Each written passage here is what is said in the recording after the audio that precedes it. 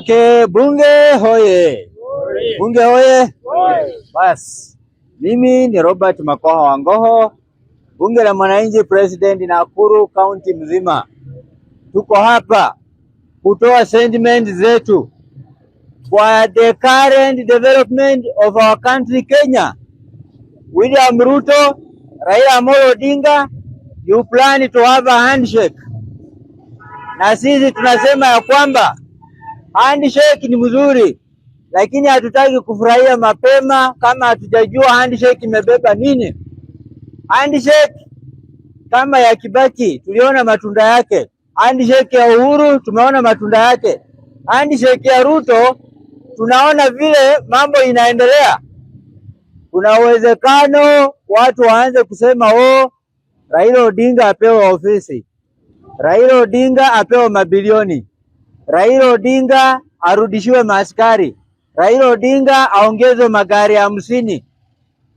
Hali ya Kenya ya saa hizi, handshake tunataka ni ya kurudisha uchumi wa Kenya wapi? Uchumi wa Kenya wapi? Chini. Saa hizi sukari imedouble. Ukweli ama urongo?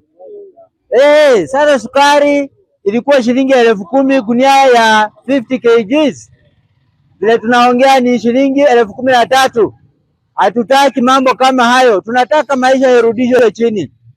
That's why tunasema Mheshimiwa Raila Amolo Odinga, ukienda kuketi chini na huyo kijana anaitwa Ruto ambaye tunajua ni illegitimate president, ongelea high cost of living irudi chini.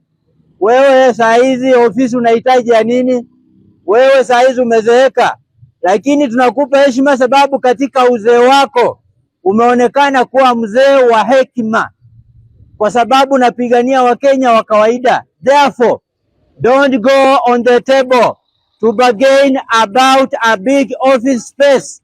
Don't go on the table to bargain about your allies being included to the government. Hatutaki hivyo. Tunataka hiring ya serikali ikuwe na sura ya Kenya mzima.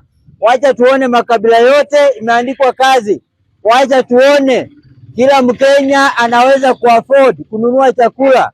Wacha tuone kila Mkenya anaweza lipia watoto wake school fees. Wacha tuone IEBC commissioners wamechaguliwa kukiwa na kitu inaitwa public participation miongoni mwa Wakenya.